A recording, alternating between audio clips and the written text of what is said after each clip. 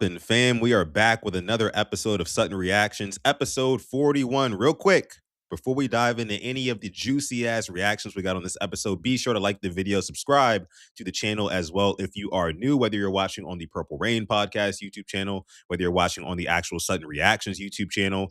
Make sure you subscribe if you have not already. Again, I appreciate each and every one of you guys for coming through, especially the people who catch the live streams. If you don't, and you're part of the hashtag replay gang on this one, what's up? What's up? Shout out to you. Make sure you leave a comment down below with any comments, questions, concerns, whatever you got. If you want to follow along in our Liminal Olympics challenges, do it in the comments. Now, we are a little bit late today. A lot of bit late today, actually, going live. And I have a reason for that. I have a very valid reason, actually. My day was kind of thrown off.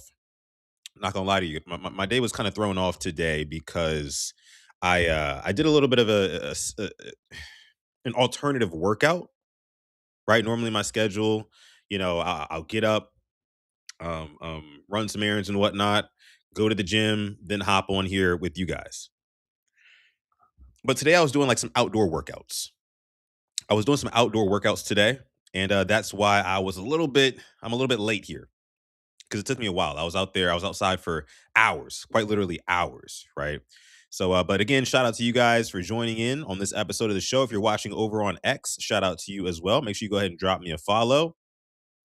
Let me see who's here in the live chat. James C13 says, "What up, Flock? What's going on, James?" Stretch 52 says, "Afternoon peeps. Ravens need to step up SMH." And I guess you're kind of saying that because big news dropped earlier today.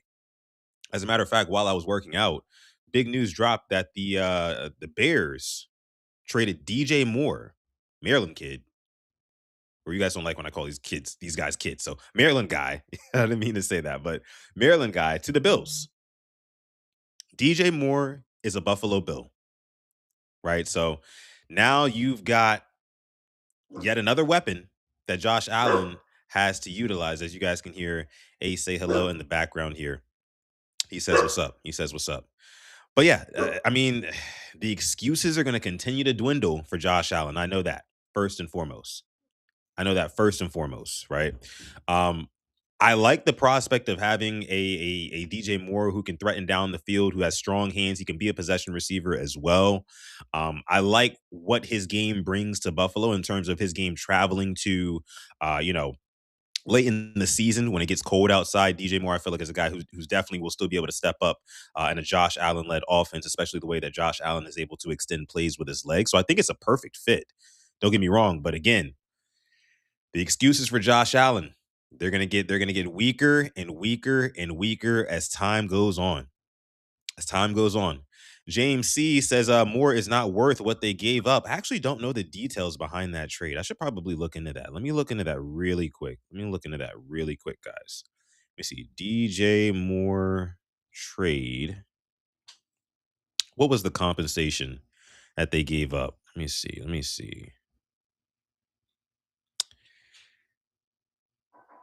Let's see. So the Bills traded a second round pick. Is that what I'm seeing here? Wow. A second for DJ Moore? I see somebody in the comments here saying, "I like the DJ Moore trade. Screw it. You are not getting a DJ Moore in round two. He is proven and a solid player. He's still under 30. Is he Justin Jefferson? No, but he is not a drama queen. He just shows up and he is reliable." Yes, this is true. However, I do feel like, well, I can't really say that because I think the biggest fish that they had to fry in Buffalo was getting another pass catcher. As much as people love who Khalil Shakir and Dalton Kincaid, who I think was hurt last season for a good little stretch as well. Could be wrong on that. Don't quote me, but they were lacking at pass catcher, much like their AFC counterpart, New England Patriots, who are now without Stephon Diggs. And we see the Bills kind of going big game hunting here, going ahead and securing DJ Moore. Again, I love it for him. I love it for the Bills. He was a guy who I wouldn't have minded coming to Baltimore, and playing with us. And by the way, guys, I'll talk about this more at length in a couple of hours with my co-host Simply AS10 on the Purple Rain podcast, whatever number episode it is. I can't even remember right now. I'm focused and I'm locked in on Sudden Reactions until about 5:30 my time. Then we'll be on for Purple Rain and we'll talk more about the DJ Moore trade. But yeah, second round pick, and they guaranteed him more money, says Stretch 52. Yeah, yeah. He better pan out, right?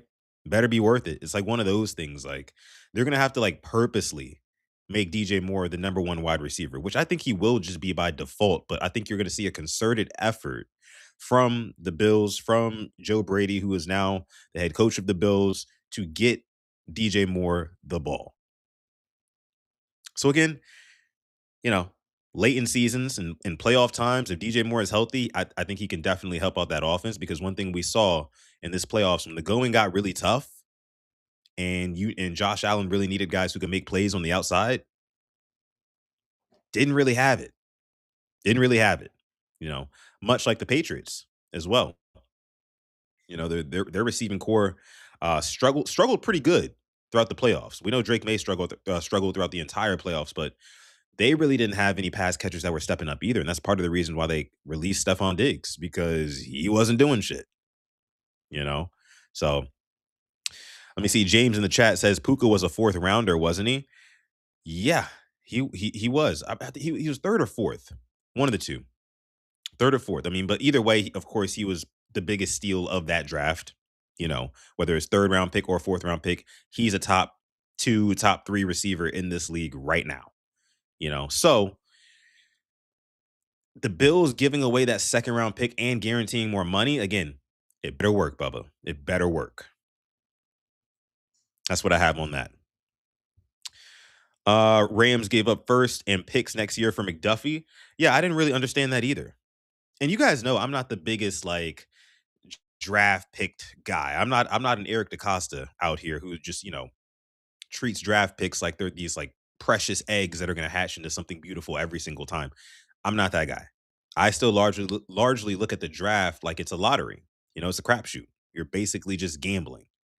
You know, so I don't mean to be too far on the side of like why'd you give up so many picks, but at the same time, for one Trent McDuffie and giving up a first round pick, even though you have two, so they still have one they're holding on to. I think they pick right before the Ravens at 13. Um, but you could have used some of that capital, that draft capital, to get a better cornerback, right? That you can have on the cheap for at least 3 seasons, as opposed to getting Trent McDuffie. And again, nothing against Trent McDuffie. He's a dog, right? Did a lot of good stuff for the Chiefs and helped them to 2 Super Bowls straight back to back. But I just don't know if that's if that's a huge needle mover, right, for the Rams. But they're going to have to draft really well, especially with giving up some of those picks. I think they gave up a third rounder for next year, I want to say. And then also gave up a fifth or a sixth from this year. One of the two. One of the two. Let me see. Chiefs will package those picks to move up again since they can't even sign more than pick 9. They're freeing up some cap space. They're doing anything they can to free up cap space. Corner was their biggest position of need. True. I just feel like you could have got it cheaper in the draft. And you could have kept those 2 first round picks. Maybe spent one of them on a corner. That again, you're gonna get for the cheap for the next couple of years. And the other one you can literally just go BPA. I mean, what else do the Rams need, really? Maybe some help on the edge, right? I'm not a Rams connoisseur, right? I have to do a little bit more digging on their roster and what their needs are and whatnot. And, maybe we can talk about that later. Maybe we can talk about that later, though. But yeah, like I said, guys, I spent a little bit of time there talking football. But again, guys, this is Sudden Reactions, episode 41. Let's get into it.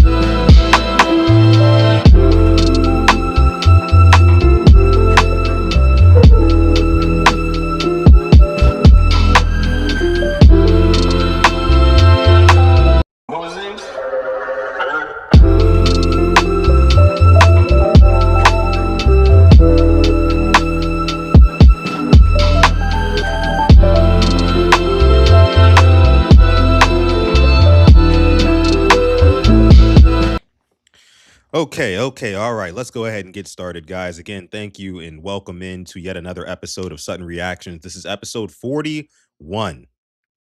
41 of Sudden Reactions. We are getting through these episodes in real time, real quick.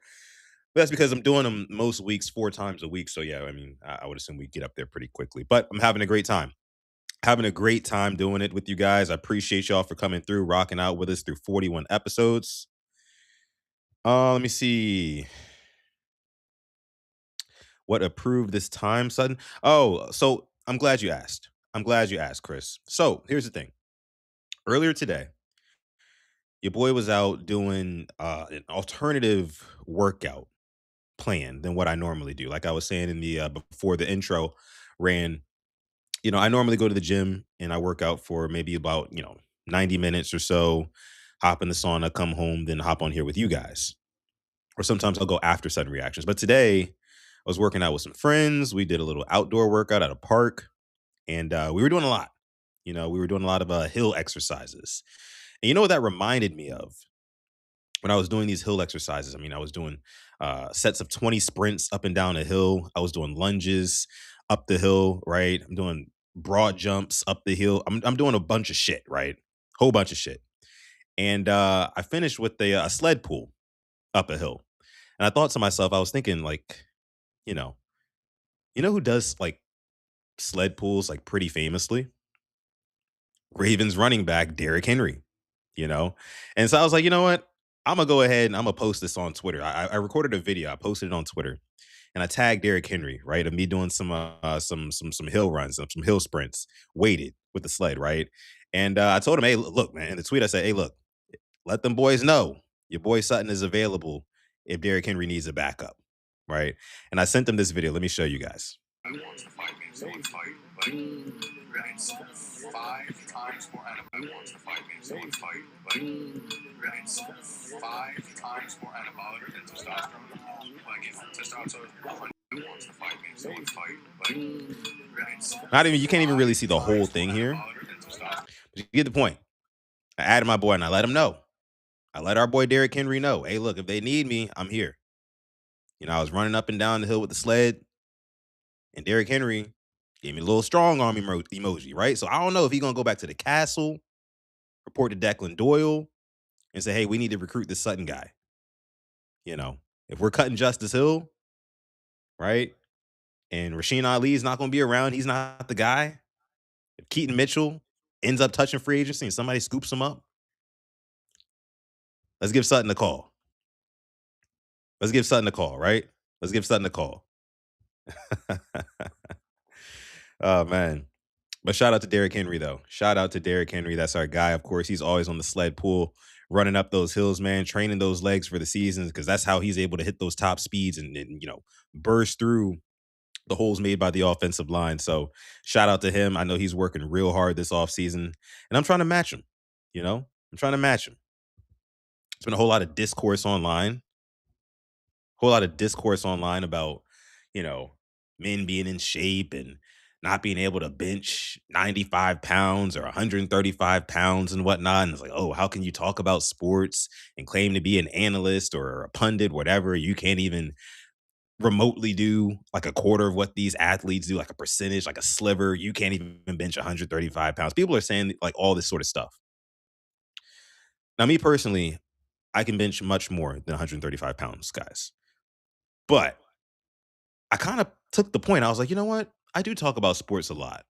So I probably should start getting my body in much better shape. That way I'll feel better when I make some of these wild takes that I make on some of these sports topics. Um, let me see. Let me see. Tori says, Sutton, how much weight on the sled? How much weight was on the sled? I think like 45 pounds. Nothing crazy. Nothing crazy. But going up that hill, man, let me tell you, that was my last. Like I recorded on my very last set, so I barely had anything left in the tank at that point. By that point, I'd already done like broad jumps up and down the hill, you know, lunges like with dumbbells in my hand up and down the hill for like sets at a time.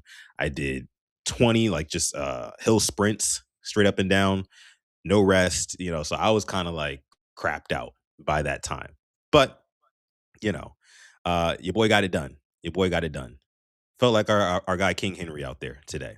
So maybe I'll do more of that in the future. Post it for you guys. Let me see. Let me see. Let me see. Glaucoma says, I'm sure most men can bench 95. I hope so. I really do hope so. Kenny says, Sutton, what can you bench? I haven't benched in a minute, to be honest with you. The last time I benched, which was probably like, I don't know, 10 months ago, something like that. I was throwing up 225 for maybe like a couple reps. Nothing crazy, nothing crazy, but definitely can throw up 225 for sure. For sure. So you ain't finished strong. It was tough, bro. She was kicking my ass. I'm not gonna lie to you. Let me see. Let me see.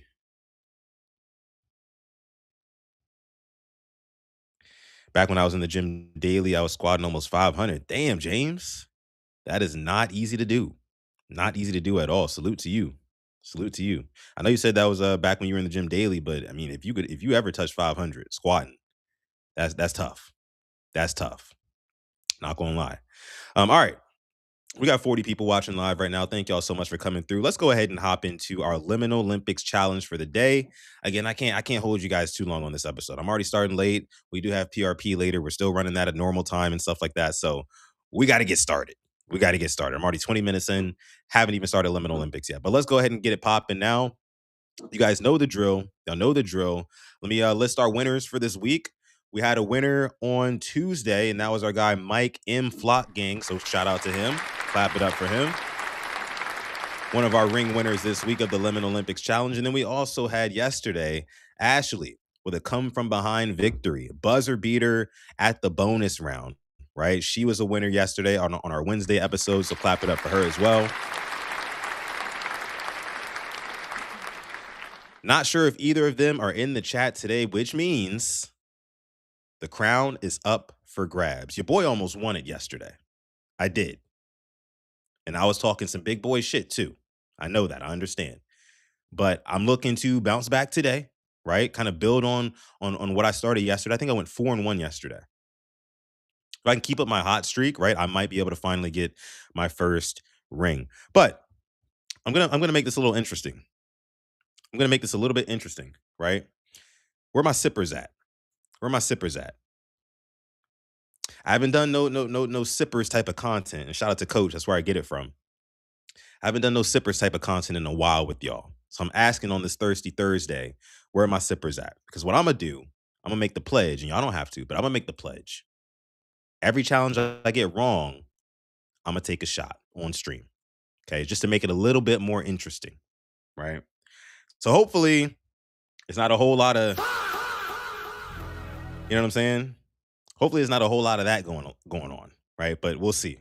We'll see. Herb, what up? Says Sippers Gang. Chris also giving the shout out in the chat as well. Yeah, y'all know what it is. Y'all know what it is. Let's get into it. Let's get into it. So let me see.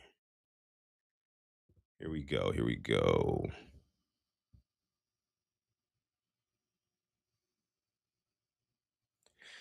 Let's see. Son, you about to be drunk as hell. We're gonna see. We're gonna see. Looks like my camera might have went out. So before we start this, BRB, gonna fix that. 30 seconds. Here we go.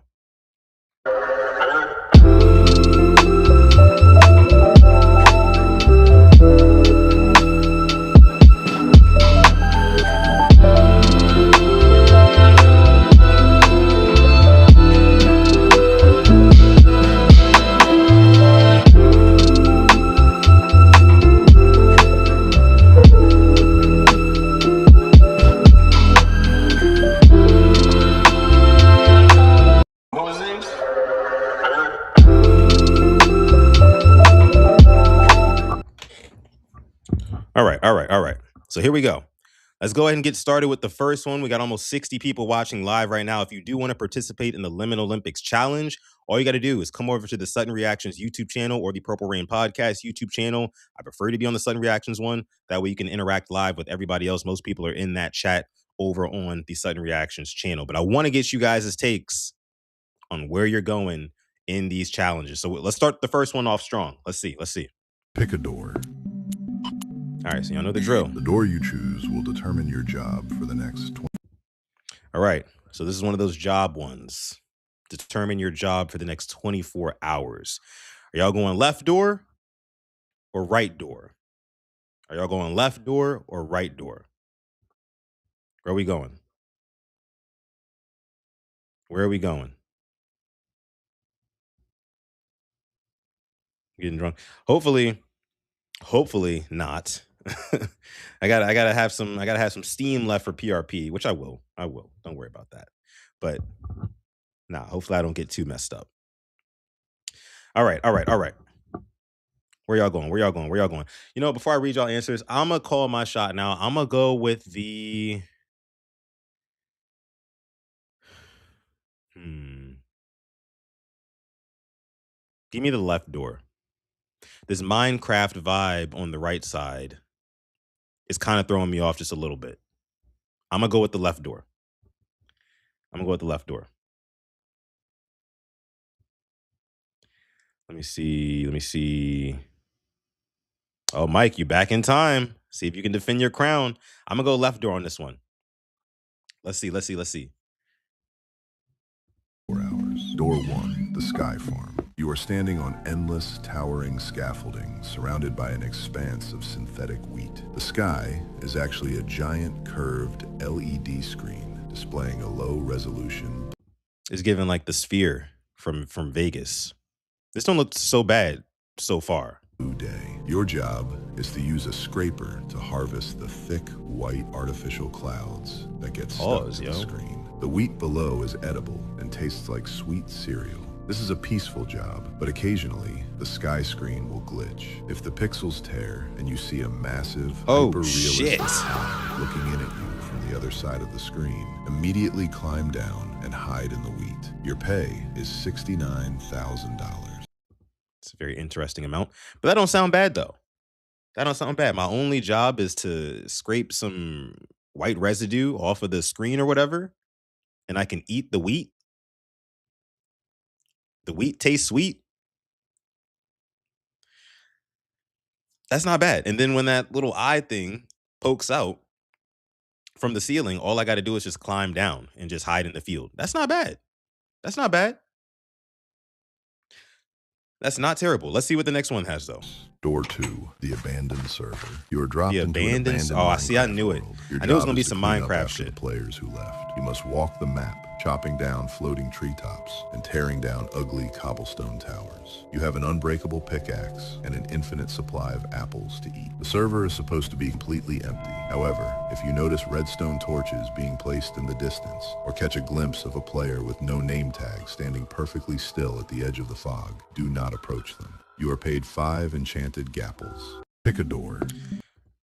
I I think that the red door gets the W on that one, guys. I'm not gonna lie to you. It's like a little close. It's like a little bit close, right? The Minecraft thing is like, look, you're walking around this abandoned server. You gotta like chop down apple trees and shit, but like there's an actual legitimate threat that's like looking for you and coming after you. So, with that being said, I think it's safe to say that what's behind the red door is less menacing than what's behind the right door. And I'm not just saying that because I picked the red door. I promise. You guys know I'm very honest about these things, about these matters. But I'm definitely going to go with the left door for sure. Your boy is 1-0.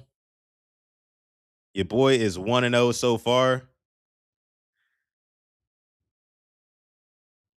No drinks yet. No drinks yet. Your boy is in the lead, in the driver's seat. In the driver's seat. All right, let's go ahead and move on to the next one.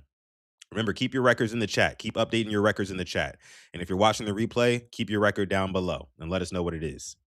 Let me see. Let me see. Next one. Pick a door. The door you choose will determine your fate for the next 48 hours. All right. Where we going, y'all? Where we going? Red door, blue door. Red door or blue door? I think I'm a rock with red. I think I'm a rock with red. I am. I am. It got me right the first time. So I'm going to run it back with red. And I don't like trusting the demon. I just don't. I just don't. I feel like they're trying to tell you something. So I'm gonna go with the red door. Let's see where y'all going with though. What y'all got? What y'all got? What y'all got? Blue, blue, blue, blue, blue, blue. Damn, everybody's saying blue. Okay, Stretch says red. Mike says red. Kogan says blue. Y'all might want to ride the hot hand, your boy Sutton. You feel me? You feel me? I'm like 5 of my last 6. I know that much. I know that much. I'm kind of riding a hot hand this week, but I'm gonna go red door. Let's see. Let's see where we going. Door 1. The heavenly place. The The second you heavenly step place. in, it feels unreal. Okay. In a good way. Golden light, Okay. soft clouds, Oh white yeah. marble paths. Oh Like yeah. the whole place is glowing. The people here are friendly. Yes, sir. They smile. There are tables everywhere. Endless We snacks. literally in heaven. But y'all. heavens has a rule it doesn't tell you. When the What? light starts to fade, the air changes. The smiles hold a little too long. Night arrives. Whoa. At night, Whoa. everyone changes. They Whoa. become demons. They don't chase like animals. They hunt like they know you. There's nowhere to hide for long. Door 2. Oh shit. What in the whoa, what bro, what just happened? Whoa, what the hell? What just happened? Oh my God, no way. Bro, what just happened, dog? That shit started off so sweet and then just took the meanest left turn. And I mean the meanest left turn. Whoa. Literally heaven to hell, bro. What the all right, I mean, look, man, I don't see how it can get any worse than that. I don't see how it can get any worse than that. But let's see what's behind the blue door, though. Maybe it's worse, but ain't nothing worse than hell, right? The alien planet. You step out, and the sky is unreal. Galaxies, nebula light. The aliens are friendly. They keep distance, communicate with soft light pulses, and the alien planet. Let me run that You back. step out, and the sky is unreal. Galaxies, nebula light. The aliens are friendly. They keep distance, communicate with soft light pulses, and guide you along floating light orbs to their safe home. They also give you what you need. Sweet fruit pods full of juice, crunchy, crystal bread, warm broth plants you steep in water, and small energy cubes that keep you full for hours.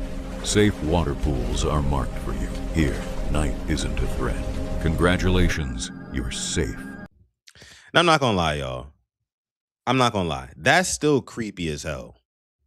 I would never, not in 10 million years, ever just feel comfortable around a gang of aliens, right? A pack of aliens, a school of aliens, whatever they call them motherfuckers when it's plural, when it's multiple of them. I would, because again, aliens conceptually, they're supposed to be like so much more advanced than we are, right? So much more advanced. And so I can only imagine like they know like my language, right? As a puny earthling or whatever they would call us, but they're speaking in some language that I've never even heard of, right? They're probably communicating with each other like telepathically. They don't even have to talk, right? And they're just looking at me like some like animal. Literally, they would look at me like I'm like a sheep, like a dumb sheep, and that just wouldn't make me comfortable. That would just make me feel like eventually, like they're just toying with me until my eventual demise.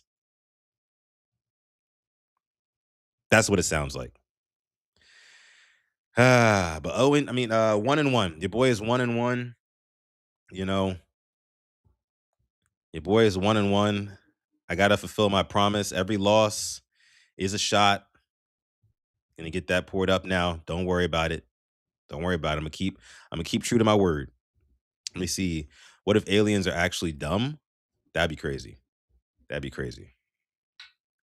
That would be crazy. All right.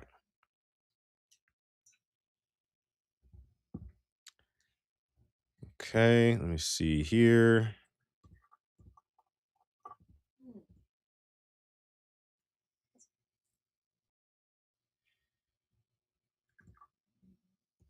Rocking out with the FaceTime camera right now. It's all right. All good. All right. But again, keep my promise here. An L's an L. This is for y'all. Oh, there we go.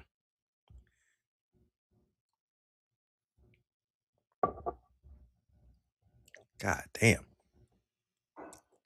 Damn, that shit crazy, y'all. I'm not gonna lie. That shit is crazy.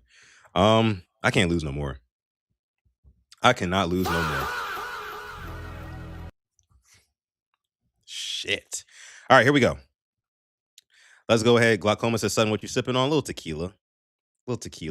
Reposado. All right. All right, but let's see. Let's move on here. Let's move on. Third challenge. Your boy is 1-on-1, looking to bounce back. Pick a door. You need to survive 48 hours inside the door you chose. All right. Y'all know the drill. Where are we going? Red door or blue door?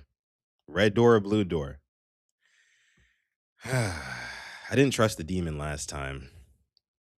Maybe I should switch it up and trust him this time and stick with red. I can't afford to lose much more, y'all. I'm not gonna lie to y'all. I cannot afford to keep losing. I just can't. This is tough. I'm gonna go with the red door on this one. Let's see if y'all got y'all's in yet. Let's see. I need this one too, bro. All right.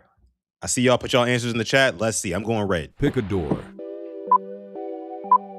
Come on, red. Don't let me down. 48 hours inside the door you chose. Door 1. The Metro Tunnel. You appear inside a metro tunnel where you can only see the rails. There is a sign with rules which you can read. A train passes every 5 minutes in the tunnel and can end you anytime. On the railways, you can find various safe rooms where you can get supplies. Okay, or a cozy that's not place bad. to stay, or some other rooms for you need.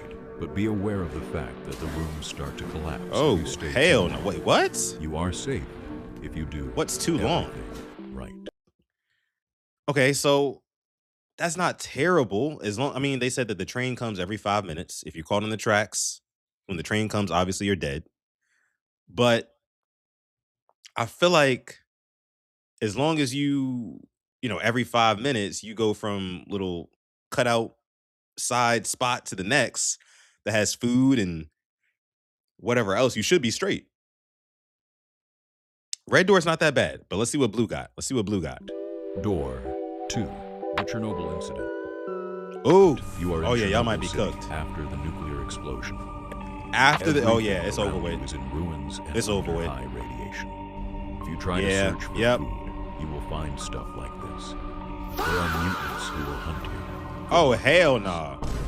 Pick a door. Oh yeah.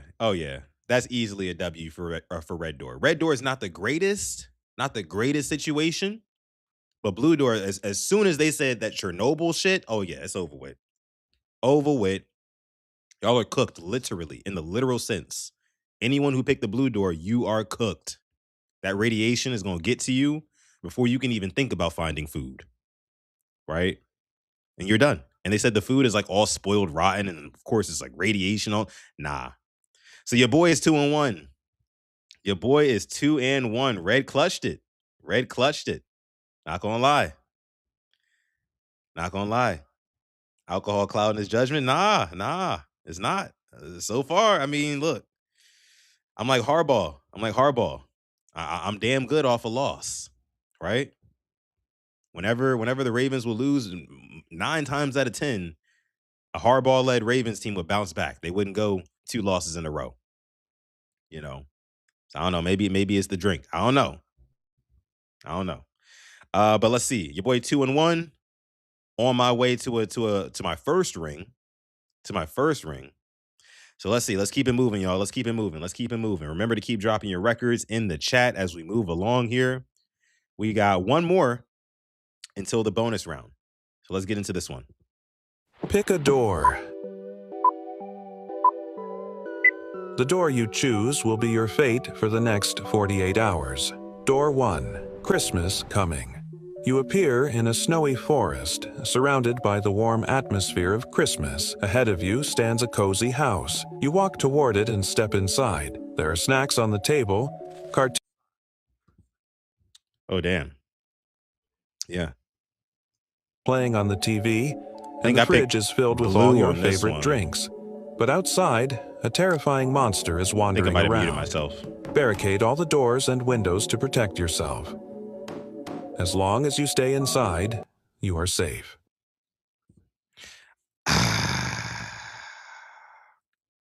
That's rough. That's rough. I'm not gonna lie. Did y'all see that mother? Hold on. Let me show y'all something. Because what I saw, again, I'm sticking with Blue Door. I think I might have had my mic muted when I said it. That's my bad. Hours. Door 1. Christmas coming. You appear in a snowy forest, See, it don't surrounded seem by that the warm bad. atmosphere of Christmas. It don't seem that bad at first, right? You get this Christmas house, right? You get snacks and whatnot. But at the same time, you got to worry about that motherfucker. That shit is terrifying. Nah, bro. Door 2. Let's see a Blue Door. Okay, let's see what Family Blue Door got. reunion. Family You suddenly reunions. find That's what I'm yourself talking. Wait, sitting hold at a on. table surrounded by people who look like Wait a your minute. family. Something feels Okay. wrong. They all stare at you with What feels unnatural wrong? smiles, no matter what you do. Even your parents seem unsettling. To survive here, you must never go to bed, even if they try to persuade you. If you see them praying to a demon, immediately join them. If you don't, they will begin chasing you, and they will do everything they can to kill you. Good luck. Oh, yeah. Pick a door. Nah, that's an L for me. That's an L for your boy. That's an L for your boy. I'm not gonna lie to you. That is an L. 100 times out of 100. Only because, I mean, as long as you stay with the Christmas cabin one, right? As long as you stay inside and you don't look out the window and you board up the doors or the windows or whatever they said, you're straight. But like in this family reunion house, whatever they called it, you're literally around people who look like your family and they worship a demon and you have to worship the demon with them. And if you don't, they'll all try to kill you. Like, and they'll stop at nothing. You also can't go to sleep. That's tough. That's a tough one. That's a tough out. So, unfortunately, your boy is 2-2 on the day. My hopes of winning a ring are low key slipping away just a little bit. They're slipping away just a little bit. Glaucoma 4-0 though. Hey, look, dog. You might win it today. James is 3-1. Void says, I recognize the monster in the red behind the red door. That's a Norse mythology monster. In the movie it was in, it hunted you so long as you were in the woods. Yeah. I think I do also. I think I'm also familiar with that monster. I've seen it somewhere before. I might have seen it in this movie called you guys ever seen a movie called The Mist? It's like this horror movie, very good movie by the way, where there's like this mist that takes over a town where you literally cannot see more than like 10, 15 feet. So a bunch of people like gather in the supermarket, but once they all gather in the supermarket, they see that there's like an immediate threat outside, so none of them can escape. And it just basically goes through the dynamic. Think about like The Walking Dead, but like in movie format, and they knock it out in 90 minutes. But I did take a L, so a promise is a promise. Here goes my second shot. Shout out to you guys. Cheers to the entire Sutton Reactions, the SR family here. This is for you.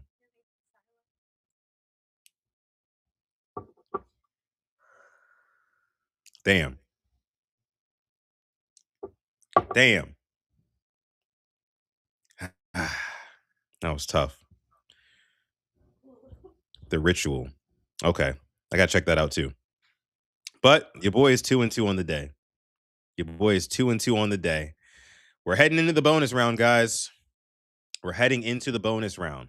You guys already know what it is. I'm gonna put it up here early for y'all. Hide and pray. Now, listen, if this is your first time joining us for Liminal Olympics on this episode of SR, Sudden Reactions, our bonus round is a hide and pray, where there's going to be a monster that goes through this floor plan here. And he's going to kill most of the numbers. You have to try to pick one of the lucky numbers that survives. Okay. Now, if you win in the bonus round, since your odds aren't very high, and since it's called a bonus round, if you win, if you pick one of the winning numbers, you get 2 wins counted towards your record, not just one. You get 2 wins counted towards your record. If you lose, it still only counts for 1 loss. Okay. So your boy is 2-2 right now. I'm not completely out of the running, right? If I win this,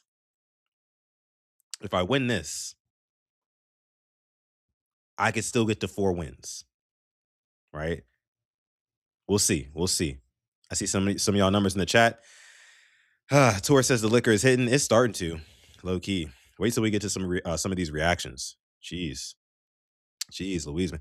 But look, let me go with. I think the monster is probably going to come in. Looks like from the top side, which means that I think 5 would be cooked automatically, right? I'm gonna go with. 4. Give me 4. Yeah, give me 4 on this one. Yesterday, I believe 4 survived, but I'm gonna go with the 4 on this one. Yeah, that shot definitely took me, for sure, for sure. All right, 86 Ghosts, what up? All right, here we go. And remember, after, drop your records in the chat.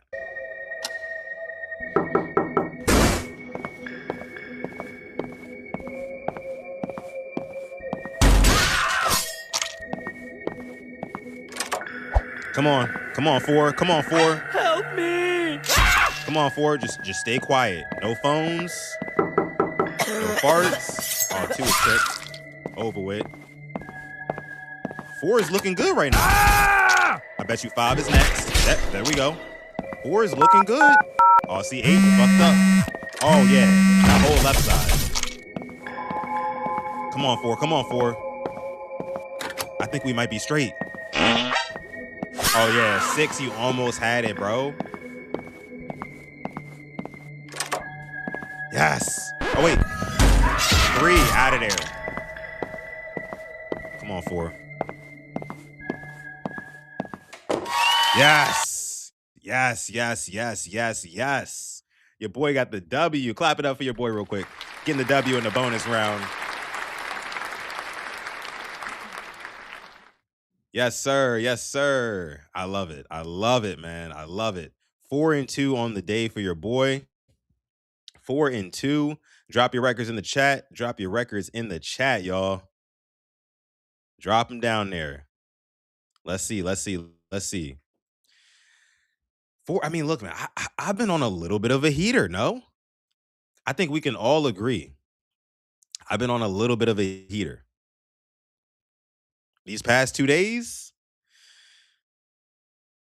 I've been nice with it. Only took 2. Son, I saw you sweating bullets. I definitely was. But I've been nice with it. Contrary to popular belief, your boy might just be getting better at the Liminal Olympics challenge. I've been watching a lot of film. You feel me? Taking stock of my mistakes. And I'm correcting them here.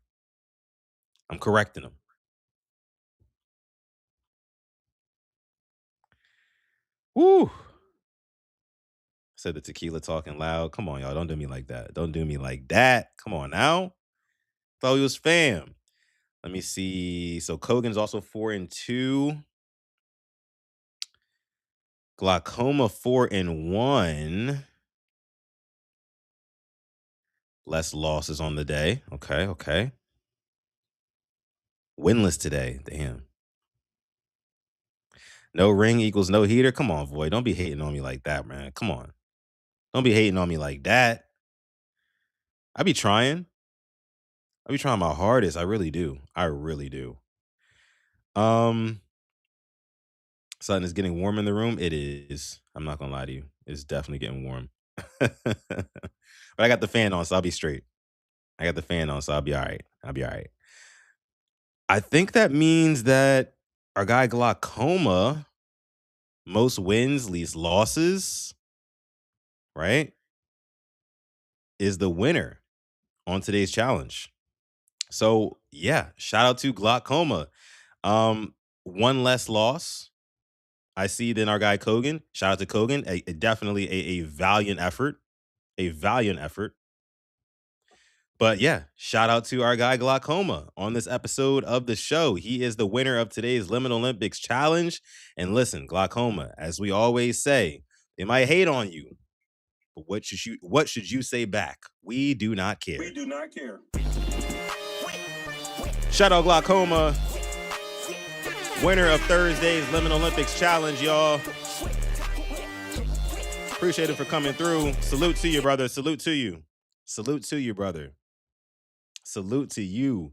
So our three winners so far this week, we had Mike M. Flock Gang. We also had Ashley yesterday. And today we have Glaucoma 19X with the W. No back-to-back champions this week. It's a rare thing to do. Not a whole lot of people can do it.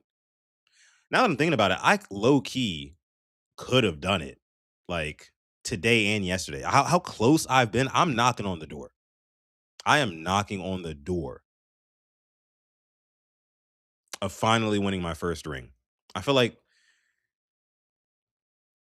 the 49ers, right? They've been getting so close over the years, but just can't quite break through. That's me. That's how I feel right now.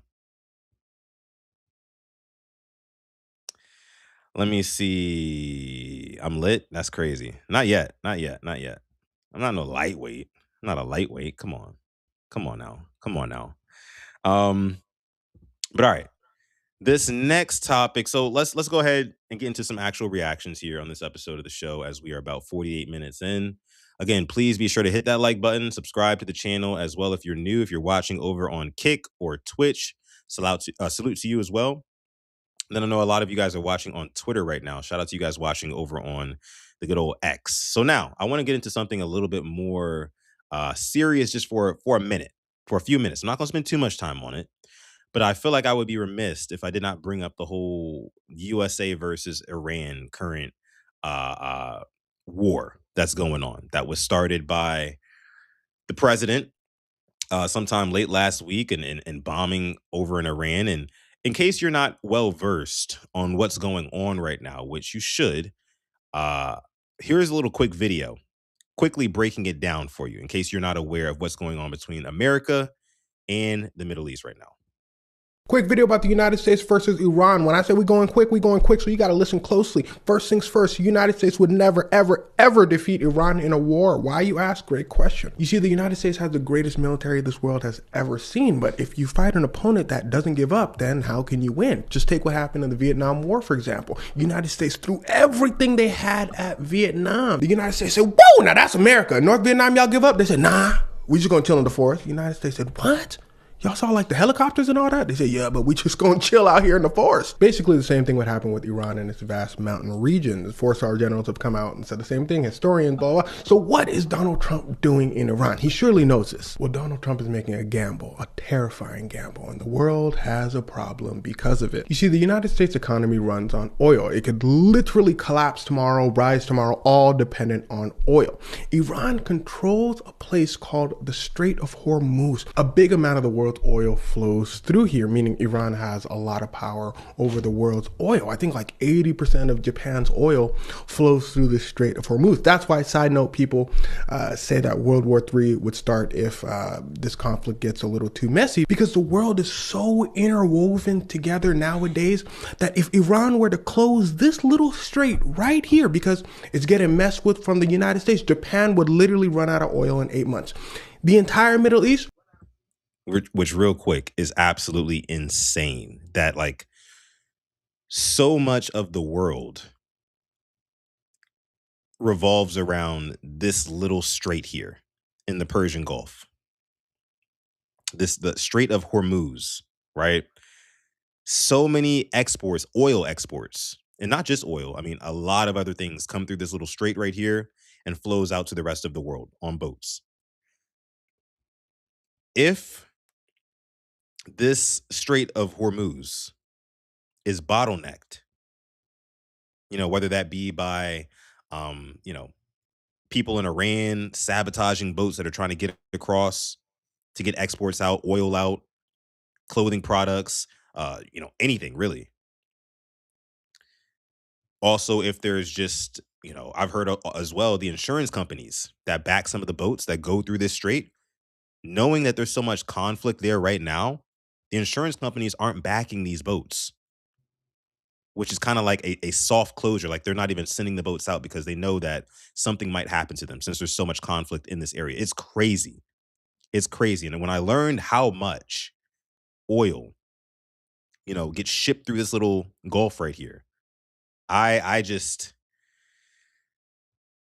it's wild how the world works. But let me let him finish here. Middle East run out of food, water, because all their food and water comes through this little strait. So many countries might be forced to take action to protect their livelihoods, even though they don't want to. So the entire world is looking at the United States like, what are you doing? Iran is saying the same thing. They don't want to go to war. Their food and water comes through here. Their economy runs through here too. They're looking at the United States with the rest of the world like, what are you doing? The United States said, well, we don't know. We have no idea. It's him. You see, Donald Trump has a different plan in mind. Now, the simple version is Donald Trump would love regime change, right? Because Iran, again, has lots of power over the world's global economy, over the United States economy, very friendly with China, Russia, United States, Israel, Saudi Arabia would like a new leader that is more friendly towards them. And here's where things start to get wicked. Donald Trump's plan is basically, all right, let's just show the United States military might. Boom, boom, boom, strike, strike, strike. That's why he took out Iran's leader so quickly. Basically, so we can come at you anytime, any place. You better just listen to what we say. But that didn't work. That just pissed off the Iranian people. Iran struck back at U.S. bases in the area. So this is why this is such a gamble. Donald Trump is trying to hit Iran fast, hard. Israel out there hitting schools saying, oops, it was an accident. But they said, oops, it was an accident as they strike hospitals and innocent people many times. So it's not really looking like an accident anymore. The United States will come at your water supply. It'll come at your infrastructure. Their hope is Iran is going to say, oh man, we give up. You guys are too strong, too powerful. But again, what happens? Here's the gamble. If Iran says we don't give up, you're pissing us off, actually. Well, that means for however many weeks or years, the United States, meaning you, if you're an American citizen, will spend billions on missiles. People will starve because water supplies and food will be struck. Countries will take a massive hit to their economy because of this Strait of Hormuz we talked about earlier where all the oil flows through. And if this war gets bad enough, China and Russia will be forced to take action because they rely on Iran for oil. So just to reiterate, Donald Trump's plan is, his hope is basically strike Iran hard, strike Iran fast, strike at infrastructure and hope that they just give up. But historians, Donald Trump's 4-star generals, history has told us Iran's not going to give up. People aren't as weak as Donald Trump seems to be thinking they are mentally. And side note, for the people that may have been worried that Iran is going to strike the United States directly, Iran would never do that. For one, they understand that they're at war with Donald Trump's regime, not the American people. For two, they need the American people on their side so the American people can change the Trump regime for somebody that actually understands what's going on in the world. And for three, the United States is just too far. So at the end of the day, again, Donald Trump's gamble won't work. So if you weren't versed in what's going on in the world when it comes to this US versus Iran war that was started on February 28th, when Trump decided to bomb parts of Iran. Now, basically, in a nutshell, I mean, of course, as we know, the United States has been beefing with Iran since literally the mid 1900s, like 1950, 1953, I think was the exact year that it like all popped off, like ground zero. USA stopped messing with Iran. Iran definitely stopped messing with the United States. And the reason for that is actually very just like, it's very on brand for America, what they did. Like what happened back in 1953 is very on brand for the United States of America. And I'll get to that in a second. But basically, again, what's going on here is that, Iran doesn't trust the United States. And Iran knows that with this Strait of Hormuz, little part in the Gulf where so many barrels of oil per day get shipped through. and basically feed the world oil. And as we know, we all need oil for most notably like our cars, our heavy machinery, things like that. It literally makes the world go round. You know, since we bombed Iran, Iran's basically saying, okay, now we're pissed off. You killed a bunch of our leaders. We're going to shut down the strait here and cut off everybody's oil supply, you know? And the people, like the guy said in the video, who would be impacted first and foremost are people in Japan, because Japan gets around like 80 to 90% of its oil straight out of that Strait of Hormuz. Now, what a lot of people are thinking, like, oh, this is just going to raise gas prices for Americans because, you know, they're holding up oil, which is true. But the reason why the government is not tripping over it, which I think is so stupid, by the way, the reason why the government isn't tripping over it is because the United States actually produces the most oil per day, like the most barrels per day, like in oil. I think they do like 20 or 22 million barrels of oil per day. But the problem is the prices of those barrels, I believe they were at about $50 as of a couple of weeks. The price per barrel of oil now is like $83, right? So it's inflating by a lot. And that is going to trickle down to us, to me and you. Gas prices will rise. I saw tourists in the chat say that Texas gas prices are already getting pretty high, which is true. You know, literally just maybe a month ago, I could go to your local Shell gas station, right? And I can get gas for, you know, maybe like 2.15 a gallon. Now it's like 2.40 a gallon, and it's only going up, you know. And those of you guys out on the East Coast might be like, well, that's shoot, that's something that's nothing compared to what we got going on over here, you know, and on the East Coast. I know a lot of you guys are in Maryland, stuff like that, which is true. But I mean, the reason why it's cheaper in Texas is because you have oil reserves actually right here in Texas. So you don't have to pay for transport as much as you would to other places. So, but neither here nor there. Either way, it's going to raise gas prices and the price of literally everything, because there's so many exports that come through that little gulf. So many. That's a lot of money that's just being bottlenecked and held up at a choke point right now because of like these political issues between countries. But let's back up a little bit.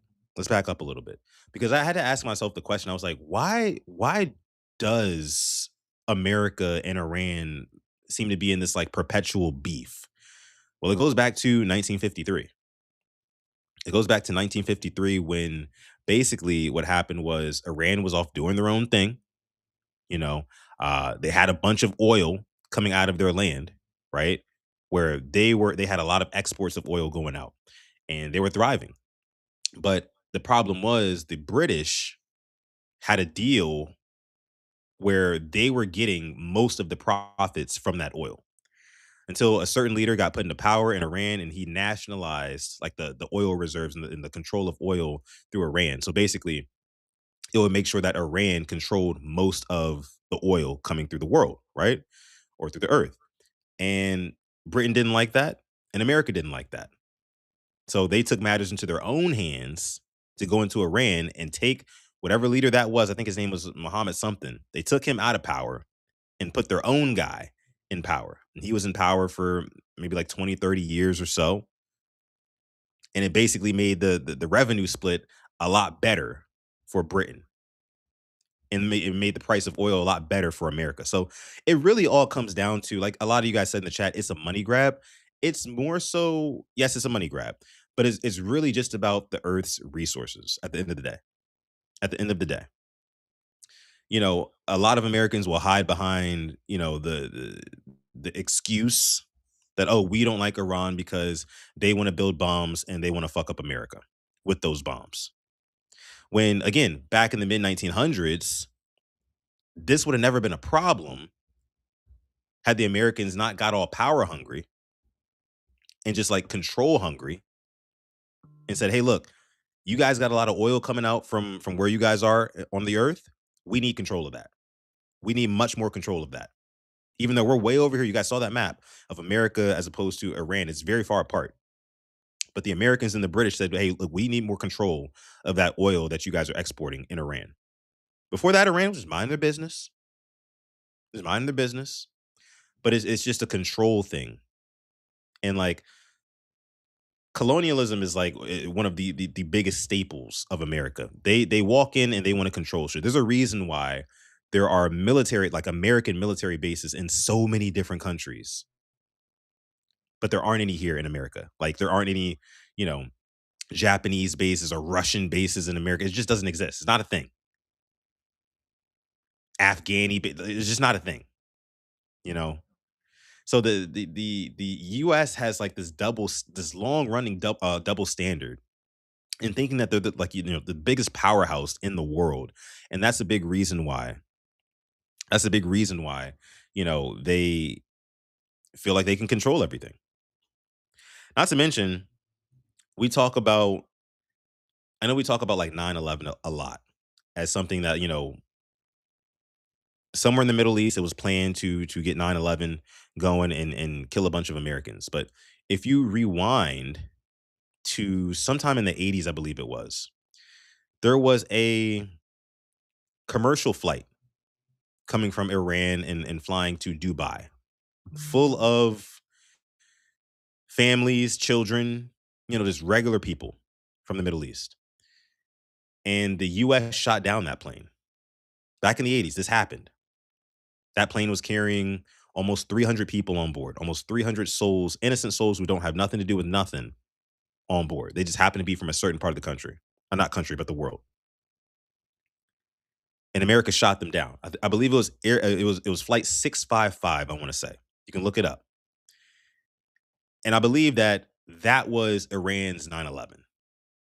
Now, look, I'm not sitting up here to say like I'm on the side of Iran in this. I live in America. I want America to, be the best country. I want them to succeed, all that good stuff, right? Because I live here. I'm on American soil. But I'm just saying all this to say, guys, Iran is not mad at the US for just no reason at all. For no reason. They're not mad for no reason at all. There's a legitimate reason, right? And nowadays in 2026, you have people who, again, hide underneath the excuse that, oh, we don't trust Iran because they chant stuff like death to Americans and they like to build bombs in secret that they want to use against us and stuff like that. It's like, well, yeah, we kind of been fucking with them for the past 75 years plus, like 75 years plus. I'm sure they're probably sick of our shit. So listen, if it were me, leave them people alone. Right. And I get it. They want the best interest for America. We got to make sure that the global economy works for works for Americans first. All that cool. I get it. But if it's going to constantly put us in an adversarial state with other nations, how much is it really worth it? You know what I mean? That's what I think.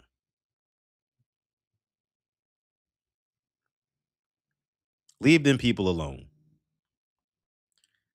Leave them folks alone. But again, it's what America does. They love control. They're control freaks, and they always have been. I mean, we literally live on stolen land, right? You know what I mean? We praise Christopher Columbus and all the guys who founded America and whatnot, but no, they found people here and said, no, well, actually, this is ours now, and you work for us. And they've kind of like reigned with that iron fist since the inception of America. And America is about to celebrate 250 years, right? It's America's 250th birthday on this year's July 4th. So just keep that stuff in mind that, like, while they will try to sell to you that America is the greatest nation on earth, and while like pound for pound, maybe that there's some validity to that because of just like the security here and, you know, whatever you think of the American dream in 2026, whatever, there are good things about residing in the US of A. It affords us a lot of different opportunities. Like I'm sure if I lived in certain countries, I wouldn't be able to get up here on a podcast at 3 o'clock in the evening and talk to you guys. I'd probably be worried about other shit, right? But America does afford some of those freedoms, I guess you could say. But again, it's always important to know that there is a lot of blood on the hands of this country. And that's why other countries don't mess with us. Just saying. America invades for the smallest reasons. Yeah, because they want to control. They want to control. Let me see here.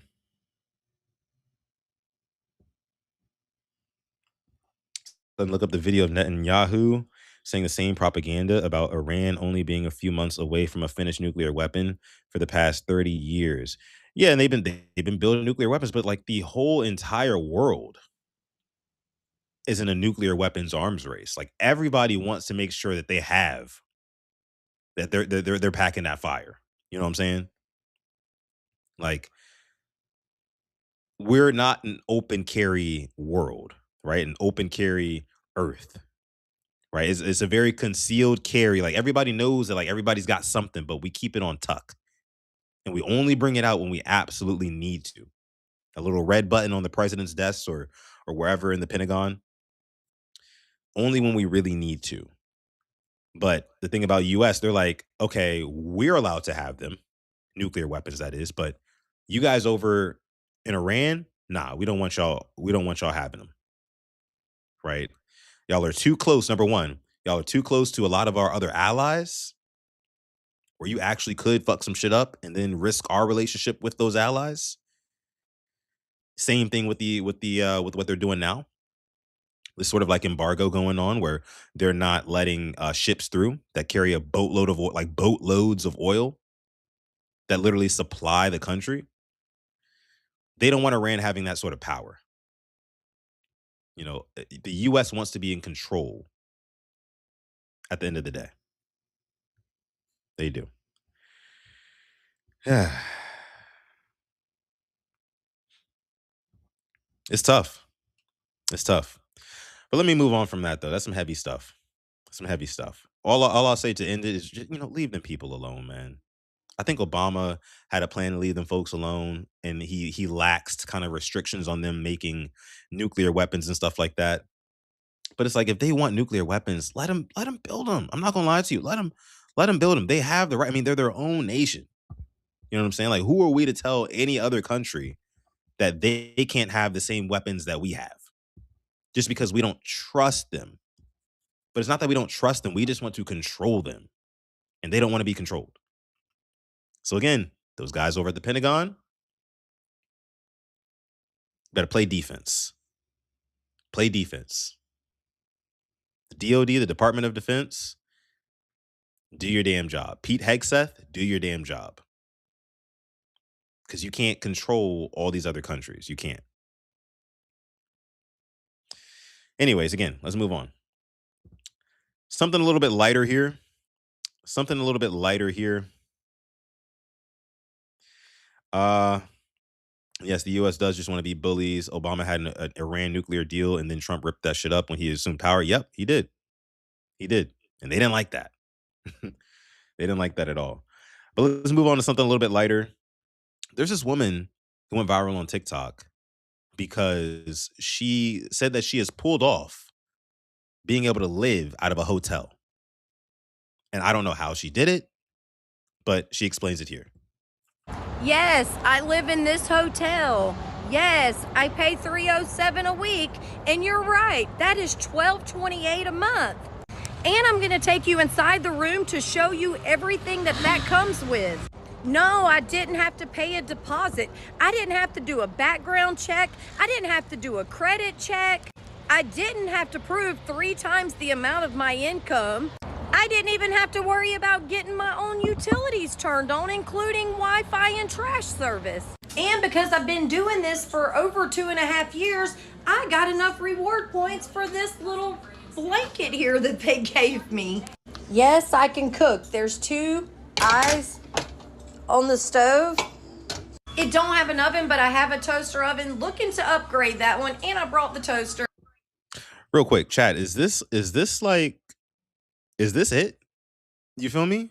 Like, I low-key feel like she's cooking here. Just a little bit. Because you think about it, like, rent prices are so high nowadays. And I would love to know what state and what city she's in. You know?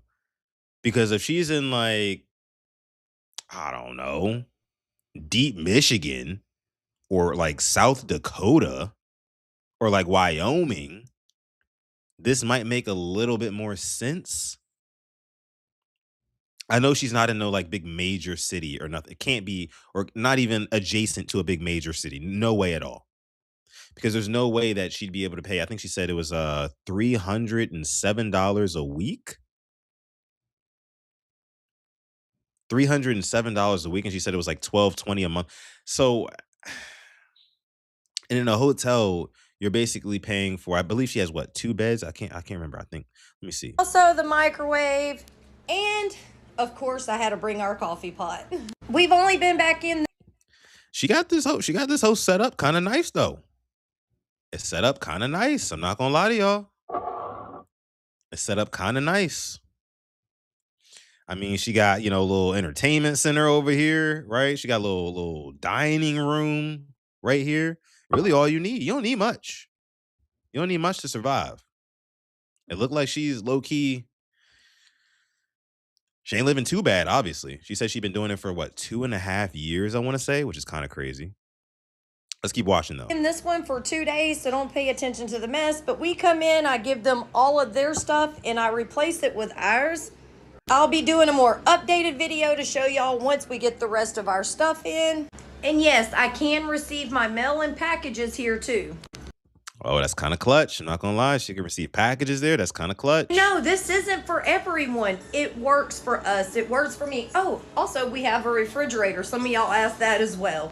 Life isn't always perfect. Some of us have a little bit harder times in life. We take different roads that wasn't always great. Some that had roundabouts, but at the end of the day, it's not about what you get. It's about appreciating what you got.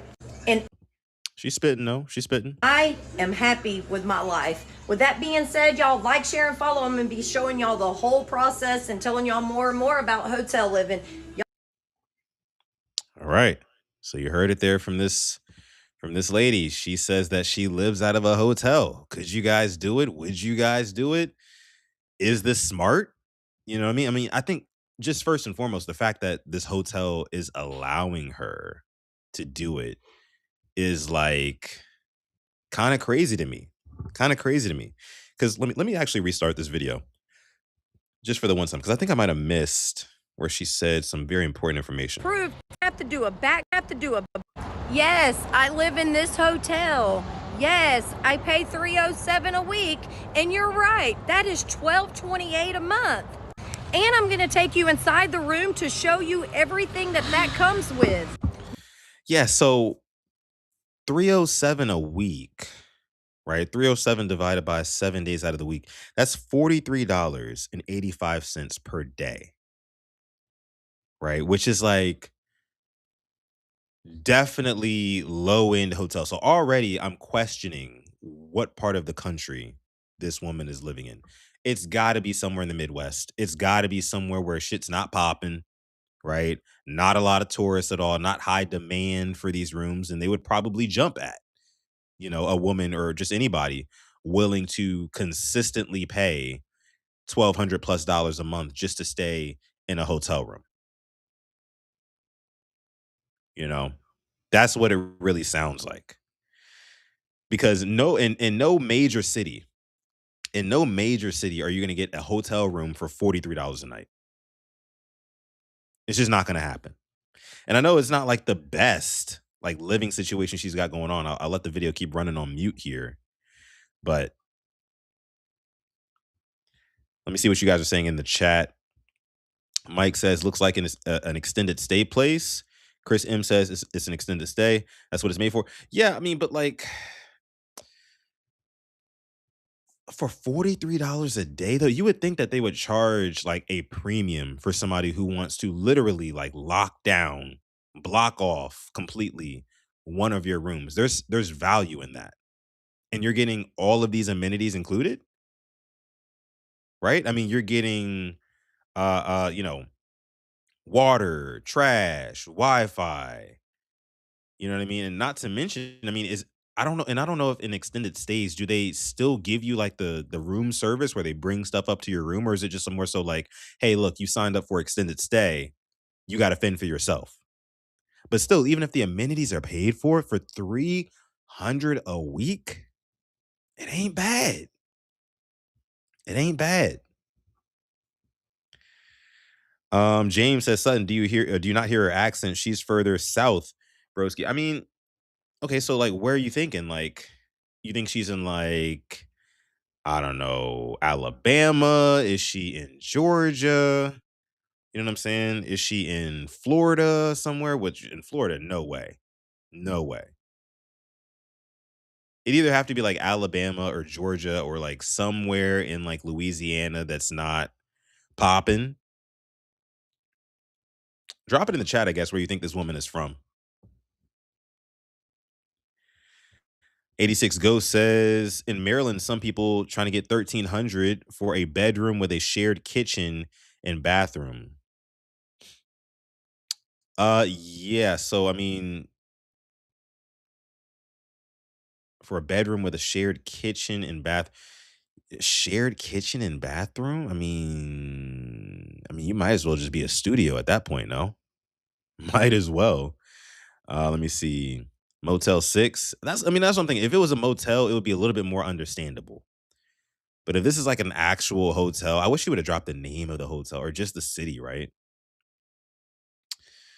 Chris M says, nope, that's how they get out of town contractors to stay there. That's a good point.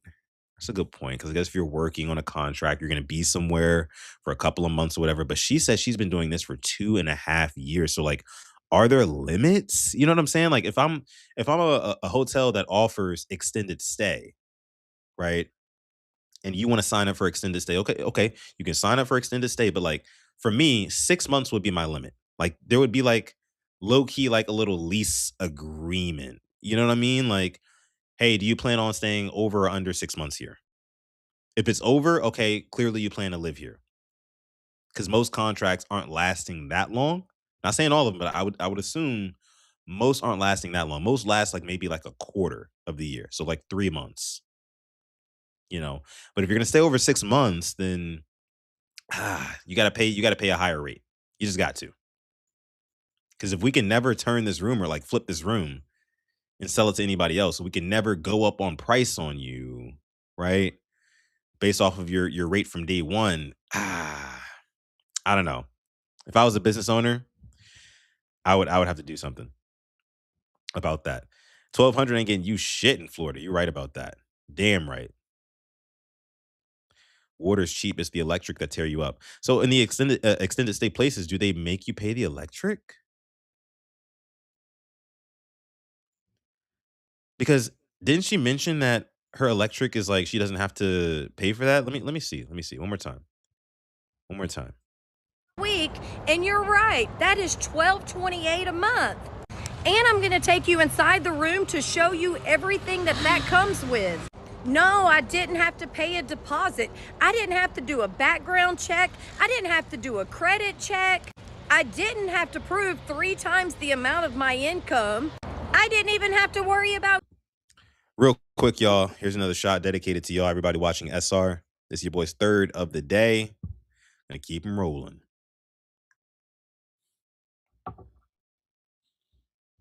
Woo! All right, here we go. About getting my own utilities turned on, including Wi-Fi and trash service. And because I've been doing this for over 2.5. Well, she didn't mention electricity. She didn't mention electricity. See, it's like you don't pay additional bills at all, like you guys are saying here. Spending more money than making staying at a hotel. Yeah, I wonder what she does for a living too. That'd be interesting to know. Sure would.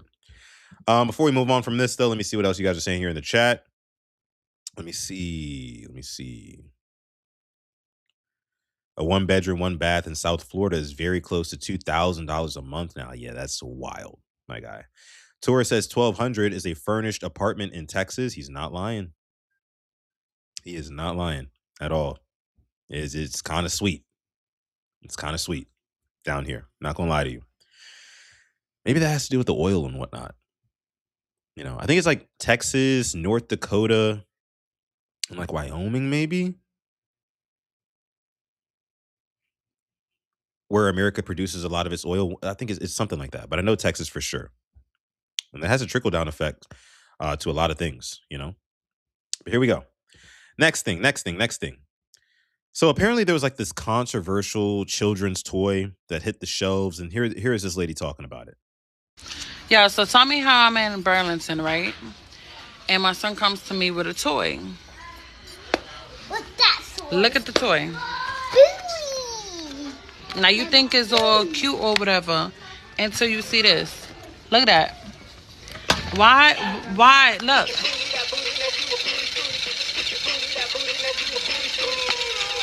Why in the hell would a boy want a toy with a boy shaking his butt? This is ridiculous. It's not funny. This is ridiculous. This is what's wrong with the world, y'all. This is what's wrong with the world. Horrible. Ridiculous. All right. So you heard this woman here talking about how she's not a fan. She ain't a fan of the this Robin toy that also twerks, right? By the way, Yuri in the chat says you do reactions videos. Yes, we do. Yes, we do. Here, 4 days out of the 7 days in a week, I do do a live stream here where I react to any and everything that piques my interest on the internet, piques your interest on the internet. You can also send it to my social media, Twitter or Instagram, anything you got, any viral videos or topics, anything you want me to react to, you can send it on over to me. But yes, we do reactions over here on this channel. Thank you for coming through. Be sure to like the video, guys. Subscribe to the channel as well if you are new. But let me see what you guys are saying here. Robin with the BBL is crazy. Now listen, Robin got a dumper. Come on, y'all. Y'all got to chill. Y'all got to chill. Got to chill. But listen, though, I did a little bit of digging, right? Because I myself grew up on watching the show Teen Titans. Now I understand that the old school Teen Titans show that had, you know, Robin and the gang is a lot different from this new Teen Titans show that I believe is called Teen Titans Go, right? That they have on Cartoon Network or wherever nowadays. But it's meant to be more so for children, as whereas the original Teen Titans was more so for like preteens, you know, or teenagers. So with that being said, they have kind of like the silly nature on the show of Teen Titans Go, and apparently the whole Robin twerking thing is like a big part and like a big meme that comes from the show. But this mom, of course, does not know this because she doesn't watch the show. But neither do I. But like again, luckily I did some digging. But as you guys can see here, she's not okay with her children. And by the way, they said that this toy here is for ages 4 and up. So what do you guys think about that? What do you guys think about them manufacturing toys, right? Or action figures that are like doing like sexual acts? 'Cause I think it's safe to say, however you feel about twerking, that dance, it's like a sexual act, right? So how do y'all feel about them putting toys in the store now? Toys in the store that kind of mimic this thing. I don't think it's good. I think like not everything is for everybody, and not everything, especially not everything is for children. There's just certain things that I feel like should be reserved from children until they reach adulthood. And there's a lot of things, right? I mean, we have, you know, alcohol, we have tobacco, we have, you know, in a lot of states like marijuana and other recreational things that you can do when you're an adult. But when you're a kid, we like to hide our kids from that to maintain their innocence for as long as possible. And as harmless as this might be in the grand scheme and you know, not even the grand scheme of things, as harmless as this might be on the surface, right? You just see Robin twerking on screen is a big part of the show. Apparently, it's a meme that kids really ate up, but one thing can lead to the next real quick. I'll just say that. I'll just say that. And if we're going to protect the innocence of children, I do think that we should protect the innocence of children all around and not allow them to be exposed to sexual acts, even if it's just like in jest, in fun. This is supposed to be like fun. And I know you guys are looking at me like, bro, you're a Debbie Downer, right? It's just an action figure toy. It's Robin twerking. But it's like at the end of the day, your kids are very impressionable. And they said that this is for kids age 4 and up. Around that age, I mean, kids are literally just sponges. So if you have your little boys or little girls, even, either one, either gender, playing with this type of toy and mimicking this type of move at home, at daycare, in school. Now they want to record themselves doing it on social media and things like that. If we're going to protect the kids, protect the kids. That's all I'll say. And I think my guy Ace agrees. He agrees. Let me see what y'all saying here in the chat, though. Glaucoma says, nah, a twerking toy for a little kid is a bit odd. That's true. Twerk says, no different than Tickle Me Elmo. Nah, bro. Nah, that ain't the same. You tickle tickle tits. No shots kicking in, y'all. You tickle kids, like children, all the time. Like, that's not like a taboo thing, right? We don't associate tickling with like sex. We just don't. But we do associate twerking with sex and lust. You don't associate tickling with lust unless you're like Jeffrey Epstein or somebody, which, again, a whole nother rabbit hole for a whole nother day. But hell nah, not the same, bro. Not the same, bro. Are we talking about BBLs in the chat? Oh, man. It's like the Breadwinners on Nickelodeon. They have a bunch of twerking for no reason. I've never heard of that. The Breadwinners. Never heard of that. Tori says she mad the toy do what she do and the kid with his dad. That's crazy. The context is the Teen Titans Go episode. Yeah, I know. It's from an actual episode of Teen Titans Go for sure. But like, are the masses gonna know that? Are like mom and dads across the world gonna know that and like go and like pick this toy up off the shelves and be like, oh, this is cool, and want to bring that home to their kids? I don't think so.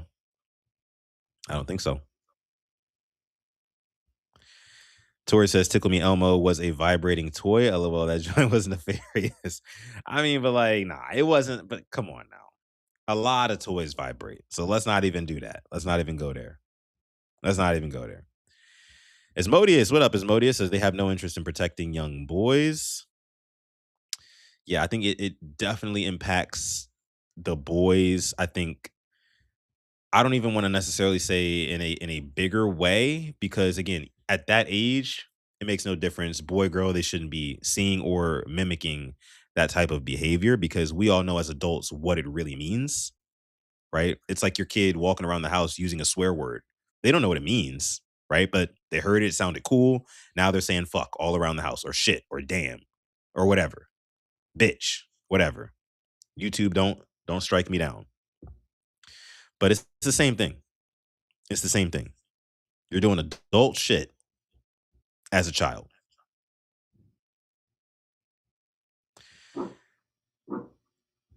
Stretch 52 says, at the end of the day, you as the parent are supposed to watch what your child consumes. Yeah, but I mean, when I get that, Stretch 52, but like when it's just like, one day you're watching Teen Titans Go, you pop in and see what are they looking at on the TV right now? You see Teen Titans Go and it's just like regular children's cartoons, business as usual. You're like thinking, okay, this is safe, right? But then 2 months later, you pop in on them watching the same show, and all of a sudden Robin's twerking. It's like, whoa, wait a minute. This is not what I thought this was about. It'd be like him like toking a cigarette, just in fun, right? Or vape, because that's what the kids are growing up to do nowadays, just in fun. But it's just like a little funny meme, So I don't know. I don't like it. Not a fan. Not a fan. But let's move on here. So we got a couple more things to get through. Here's one. So I put this in the title: Delusional Bridezillas. Right? We're going to stick on the topic of weddings for the remainder of this episode. It's going to get a little bit messy, but it's okay. We got 70 people watching live right now. Shout out to you guys. Again, be sure to like this video, subscribe to the channel as well. This is Sutton Reactions, where I react to pretty much any and everything that I find interesting, that you find interesting. If you find something interesting and you want me to react to it, all you have to do is send it to me on Twitter or Instagram at Sutton Def. And by the way, guys, if you are watching on the Purple Rain Podcast YouTube channel right now, go ahead and scroll down, click the link in the description, right? Click the link in the description and come over to the Sutton Reactions YouTube channel, hit subscribe there and join the video from there because that's where most of the chat is at right now. And again, I know a lot of you guys are actually watching on X too. Shout out to everybody watching on X. If you are a Ravens fan, okay, if you are a Baltimore Ravens fan and you found me on X because you know I'm a Ravens fan as well, again, hi, shout out to you. My name is Sutton Def. If this is your first time listening to me, I will say this. I will be live in T-minus 2 hours, pretty much 1 hour and 58 minutes to be exact, talking about the latest in the NFL, specifically around the Baltimore Ravens with my co-host Simply AS10 on the official Purple Rain Podcast YouTube channel. You're not going to want to miss it. We have a great episode lined up for you guys today. So if that sounds good to you, again, make sure you tune in for that as well. And give me a follow here on X if you are enjoying the content. I'd appreciate that. All right. So here's a story about a woman who just got married recently. And she's mad how some of her wedding guests reacted when it was time for their table to get up and go eat. Hard to explain, but let me let her explain it. And now table number 19. The video you just saw took place at my wedding, and those were my friends. I was shocked by how they reacted when their table got called for our dinner service. We had so much food throughout the day, so we don't know why they made such a crazy reaction and made such a big scene. Throughout the day, during our ceremony, we had on every seat water bottles. And then during our cocktail hour, we had so much food. We had pigs in a blanket, and then we had little biscuits, and then we had more pigs in a blanket. That's so much food to be going around. Nah. And then a short 5 hours after cocktail hour, we had our dinner service. That's not a lot. Wait a minute. Hell nah. Hell nah. I know this girl did not just say. I know this girl because the beginning of the video was the reaction where the dudes who were at whatever table when their table was called, they were like, yes, you know, like sarcastically, almost like we've been waiting to eat all day type thing, right? Finally, it's our turn to freaking eat at this damn wedding, right? And she's like, yeah, I mean, this was crazy because, you know, we had so much food. We made sure that there were water bottles in everybody's chair. And then, you know, before all that happened, we served pigs in a blanket, right? And biscuits. And then everybody had to wait 5 hours for the next meal. It's like, sis, come on now. But let me let her finish. I'm gonna let her cook. Of time between or whatever she's doing here. Cocktail hour and dinner.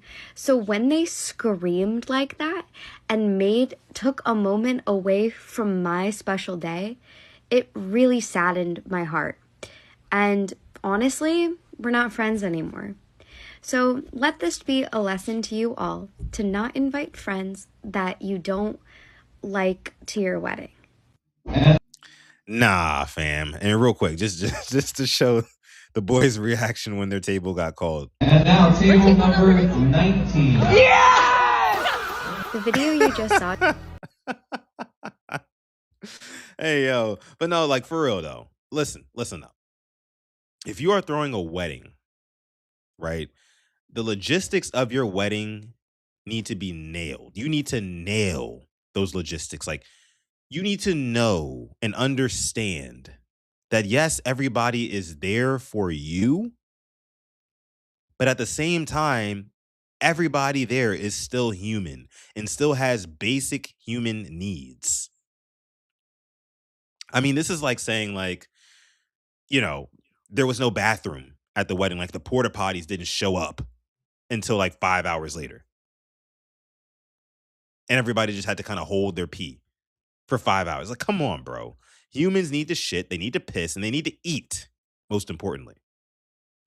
So this freaking, you know, we had pigs in a blanket and we had muffins. And then just a short 5 hours later is when dinner was. It's like, sis, not everybody is on GLP-1s.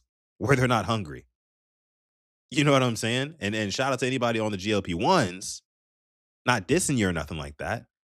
But it's like, that's what this sounds like. It sounds like you weren't hungry for 5 hours and you expected everybody else to not be hungry. Now, could these boys have, had a little bit more decorum and class and whatnot and just kind of swallowed their tongue? Yes. But you also did say that cocktails and drinks were flowing. So you can't have the best of both worlds. You can't invite me somewhere where there's just alcohol and very little food. That's a recipe for people acting a fool at your event. It's a recipe for it.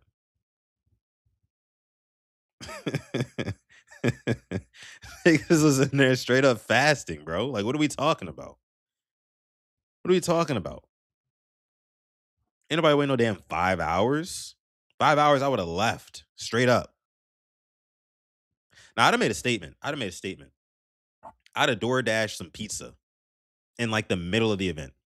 Like 2 hours after this whole pigs and blankets shenanigans, I'd have ordered like 5, 6, 7 boxes of pizza just to make a statement like, hey, look, you're not taking care of your guests like you should. You expected people to go 5 hours with because what are pigs in a blanket? I mean, it's like bacon wrapped, whatever. You know what I'm saying? You expected us to go 5 hours with appetizers and muffins. Nope, I'm ordering pizza. And when you see the pizza pull up, nope, none of it's for you. Obviously, you're not hungry. Obviously, you're good, right? You're all set. Nerves just got you going throughout the day. That's your fuel. That's your energy. Not all of us are getting married. Not all of us have all the adrenaline in the world right now, and we can't even think about our hunger. You know what I'm saying? Like, nah. Hell no. Absolutely not. Absolutely not.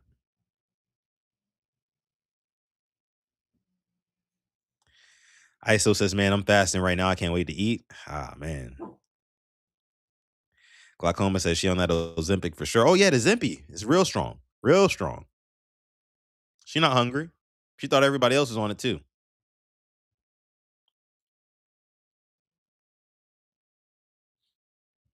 Mike says 30 to 45 minutes of the ceremony, 45-minute cocktail hour while the wedding party does pictures. Reception starts and dinner served an hour in. Yeah, I mean, you got to be on a strict timing here. Not everybody's going to be on your freaking hunger schedule. But again, this is a Bridezilla thing.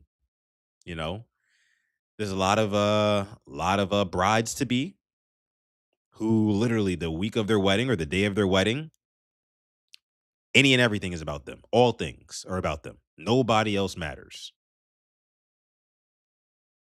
You know, so, and I'm not saying this is everybody, but that's why the term or the moniker Bridezilla exists, because there are some people who think like this. And I'd be very interested to know, people who do move like this, how long their marriages actually last. You know, it's wild. Glaucoma says, bruh, how that shit works is so crazy. Motherfuckers really eating breakfast on Ozempic and be full the whole day. Yeah, nah. Yeah, definitely not. Dinner 5 hours into the ceremony is sick. Now that's nefarious work, Taurus, if you're still around. That's nefarious work. Absolutely not. Let's move on, though. We got one more. Sticking on the topic of marriage, let's take a listen to this woman talk about how she's having some issues, a little bit of controversy in her family on who should walk her down the aisle, either her biological father or her stepfather. Let's take a listen. Hey everyone, I guess I should finally speak on this because I'm the stepdaughter. The one whose stepfather refused to pay for my wedding because I wanted my actual father to walk me down the aisle. Let me start with this. I know people in the comments think I'm ungrateful or spoiled or whatever, but this is my father. Flawed, yes. Inconsistent, yes. But he's still my father, and no one can ever replace that. Life is short, and I didn't want to look back on my wedding day and regret not us both being there. And no one can ever replace that. Life is short. Life is short, and I didn't want to look back at my wedding day and regret not giving both of us that moment. My husband actually said it first. Babe, your real dad should walk you down the aisle. And that hit me. Like, yeah, he should. For everything he didn't do, that's still my dad. That's still the man whose DNA I carry. And one moment doesn't erase the damage, but it does mean something to me. And yes, I did tell my stepfather he could walk me down the aisle. I'm not gonna lie. I did say that. And at the time, it felt right. He's been there for me for years. School, rides, money, everything. He was stable when my dad wasn't. So yeah, I said it. But after talking with my fiance, I realized I wanted something different. And I should have told my stepdad. Yes, I should have pulled him aside. I'm gonna say real quick, real quick. That's where she went wrong, right there. That's where she went wrong. It's no problem. Like I have no issue, with you saying that you want your biological father to walk you down the aisle. Makes total sense. Right? Makes total sense. Even though he's this, that, and the third, whatever, I get it. However, don't act like you never had that idea in mind until you talk to your husband. No, you had that idea. You knew that's what you wanted deep down. You just needed somebody to validate that for you. And what better person than the person you're gonna walk down the aisle with, or not walk down the aisle? But what better person than the one you're actually gonna marry? So once she got that validation from her partner, then she decided to go to, her dad and say, "Hey, would you want to do this?" And go to her stepdad and say, "Actually, you know what? I told you. I know I said that I wanted you to do it, but I changed my mind. You know what I'm saying? Even though you've done all this for me, he ain't really done nothing. Changed my mind last minute. This is what I want to do. It's on my heart." And again, it's your prerogative at the end of the day. But let's keep listening. I didn't know how to say it without hurting him. So it slipped out at the dinner table. And yeah, that was wrong. I'm going to take the blame for that. But I'm not apologizing for wanting my real father to be there at my wedding. And everyone keeps talking about it. Like, everybody keeps talking about the money like I was trying to use him, but I wasn't. I swear I wasn't. I'm just used to him being there. He's never told me no. He paid for school, my car, everything I needed. So was I wrong for thinking that he'd help with the wedding too? He's always helped me.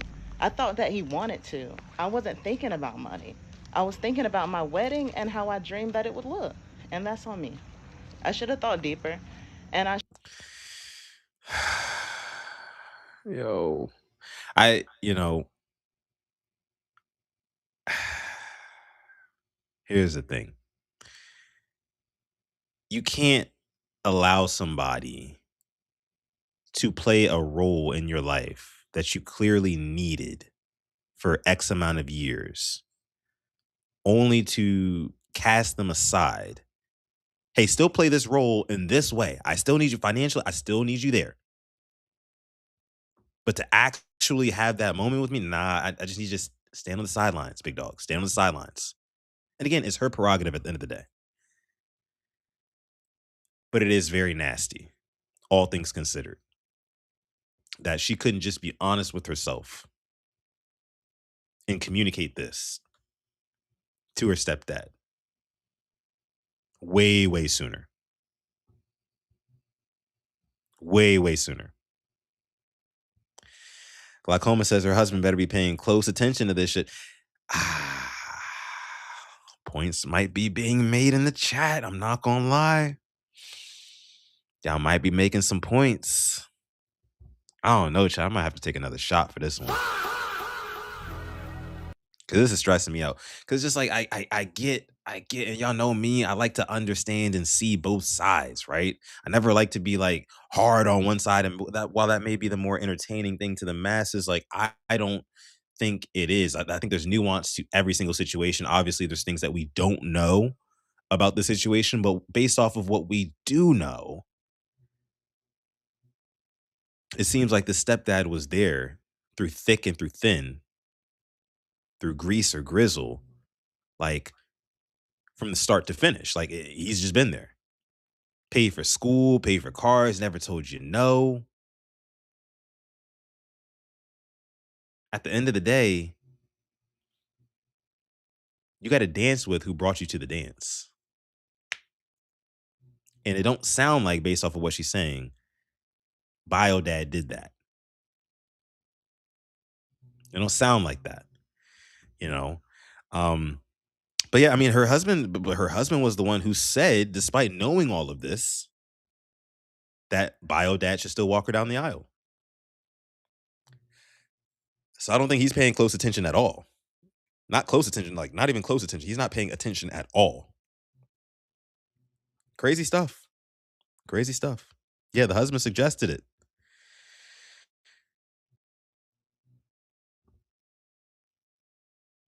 Let's see what else y'all are saying in here.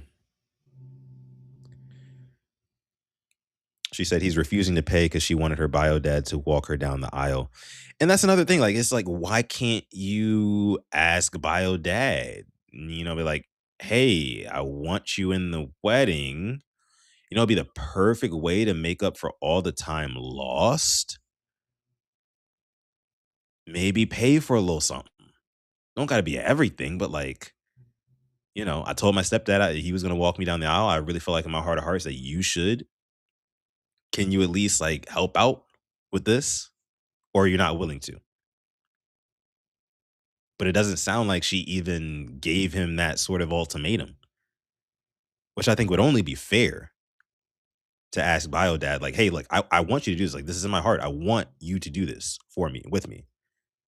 But would you be willing to foot some of the bill? Because right now, Step Pops, he's footing all of it. You know, and he's financed me throughout my entire life. So, like, can you step up now and more than just a ceremonial way for one moment? And just go based off of that answer. That would have been I think the best course of direction. Would have been a tough convo between her and her dad, bio dad that is. But it would have been a convo that was necessary.